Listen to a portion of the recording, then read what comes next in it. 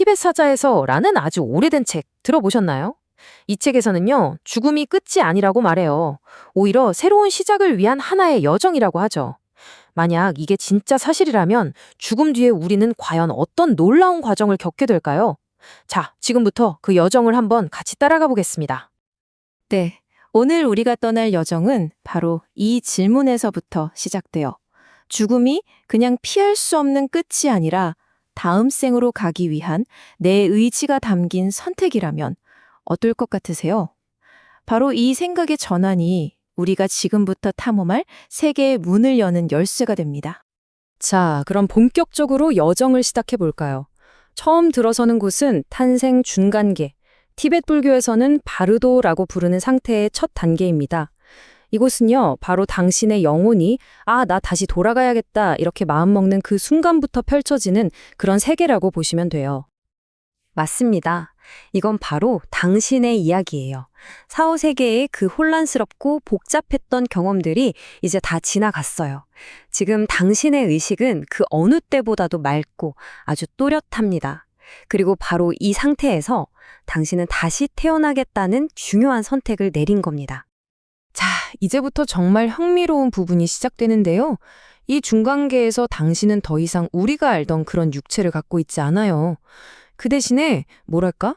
거의 초인적인 능력에 가까운 아주 특별한 새로운 몸을 얻게 됩니다. 이 몸을 심체라고 불러요. 한자 그대로 풀면 마음의 모음이라는 뜻이죠. 이게 참 신기한 게 피와 살이 있는 것처럼 모든 게 생생하게 느껴지거든요. 그런데 사실은 순수한 생각과 에너지로만 이루어져 있어요. 그래서 더 놀라운 건 당신이 상상하는 그대로 몸의 모습이 만들어진다는 거예요. 이 새로운 몸으로는 정말 놀라운 능력들이 생겨납니다. 모든 감각이 흠 하나 없이 완벽해지고요. 벽이든 산이든 그냥 쑥 통과해버려요. 어디 가고 싶다 생각하는 그 순간 바로 그곳에 도착해 있죠. 심지어 당신처럼 영적인 상태에 있는 다른 존재들까지 볼 수 있게 돼요. 와, 이거 거의 신과 같은 능력 아닌가요? 우리가 이전에 가졌던 그 육체랑 비교하면 이건 뭐 차이가 어마어마하죠. 생물학적인 한계에 갇혀서 힘들게 움직였던 과거와는 완전히 달라요. 지금의 이 몸은 생각만으로도 모습이 휙휙 바뀌고 마음이 가는 속도로 움직이니까요.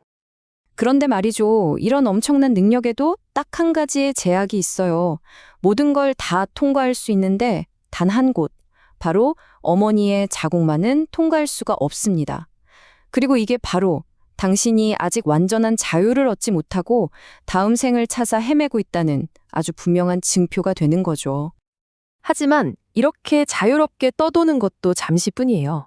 지금까지의 그 평온했던 여정은 이제 곧 당신이 과거 생에서 쌓아온 업, 그러니까 카르마라는 거대한 힘과 정면으로 부딪히면서 완전히 다른 국면으로 접어들게 됩니다. 갑자기 거대한 업의 바람이라는 게 불어닥쳐요. 이 바람이 얼마나 강력한지 당신은 도저히 저항할 수가 없어요. 그냥 바람에 날리는 깃털처럼 속수무책으로 앞으로 쭉 떠밀려가게 됩니다. 모든 통제력을 잃어버린 그런 무력감을 느끼게 되는 거죠. 그리고 그 바람과 함께 정말 끔찍한 환영들이 눈앞에 펼쳐집니다.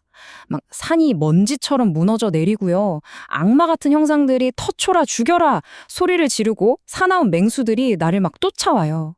근데 여기서 진짜 중요한 게 뭐냐면 이 모든 게 바깥에서 오는 위협이 아니라는 거예요. 전부 다 당신 자신의 마음이 만들어낸 내면의 그림자일 뿐입니다. 당신은 너무 무서워서 이 환영들로부터 필사적으로 도망치겠죠. 하지만 도망친 길의 끝에서 마주하는 건 더 절망적인 광경이에요. 바로 끝이 보이지 않는 거대한 낭떠러지, 세 개.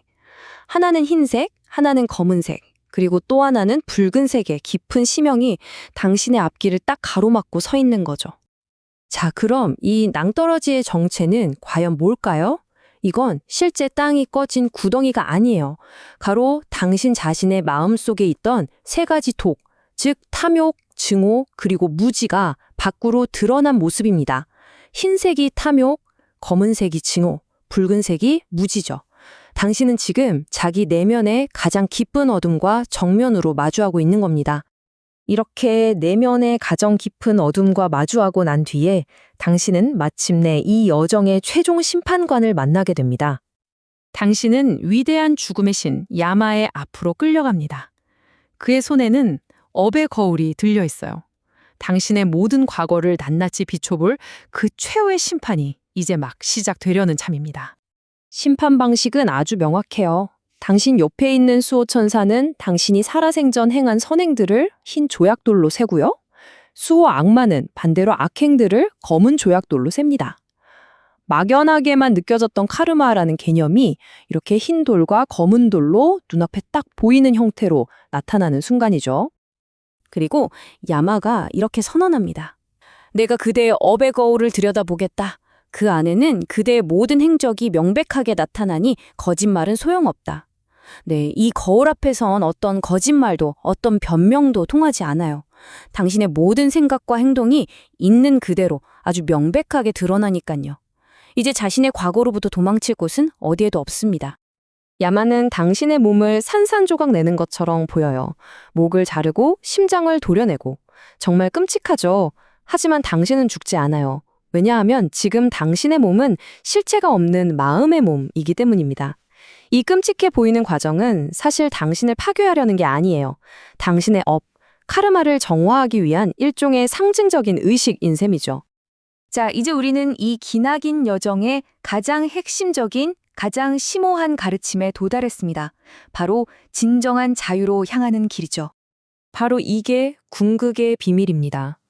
당신을 그토록 공포에 떨게 했던 죽음의 신 야마, 그 악마들, 업의 폭풍, 세계의 낭떠러지, 이 모든 것이 사실은 실제가 아니라는 것, 전부 당신의 마음이 만들어낸 환영이라는 겁니다. 당신의 몸 자체가 실체 없이 비어있는 것처럼 그 모든 무서운 존재들 또한 똑같이 비어있는 환상일 뿐이에요. 아, 이 모든 게 내 마음이 만든 거였구나 하고 깨닫는 바로 그 순간, 당신은 마하무드라라고 하는 위대한 깨달음의 경지에 이르게 됩니다. 그 모든 공포와 속박에서 벗어나서 마침내 얻게 되는 완전하고 궁극적인 자유, 바로 그 상태를 말하는 거죠.